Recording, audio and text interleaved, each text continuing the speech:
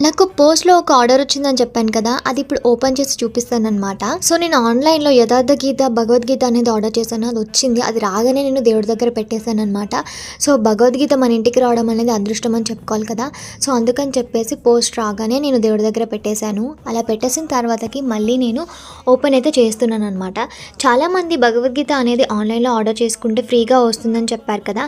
So, నేను నిజమని అనుకోలేదు. కానీ ఎందుకో ట్రై చేయాలనిపించింది. అందుకే నేను ఆన్‌లైన్‌లో ఆర్డర్ చేశాననమాట. సో, ఫైనల్‌గా వచ్చిందనమాట. ఓపెన్ చేస్తుంటే నాకు చాలా ఎక్సైట్‌మెంట్ అనిపించింది. అండ్ చాలా హ్యాపీ అనిపించిందనమాట. భగవద్గీత మన ఇంటికి రావడం ఏంటని చెప్పేసి. సో, ఇది పూర్తిగా భగవద్గీత కాదనమాట. ఇది భగవద్గీతలోని యథార్థ గీత అనమాట. సో, ఓపెన్ చేస్తే మనకి ఇలా కనిపిస్తుంది. అండ్ నేను పూర్తిగా ఓపెన్ చేయలేదు. ఓన్లీ కవర్ మాత్రమే ఓపెన్ చేసి చూపిస్తున్నాననమాట. లోపల ఎలా ఉంటుంది ఏంటి అనేది మీకు నెక్స్ట్ మినీ వ్లాగ్‌లో చూపిస్తాననమాట. సో, ఈ వీడియో నచ్చితే కనుక ప్లీజ్ లైక్ చేయండి, షేర్ చేయండి. మన ఛానల్‌ని ఇంకా సబ్స్క్రైబ్ చేసుకోకపోతే సబ్స్క్రైబ్ చేసుకోండి.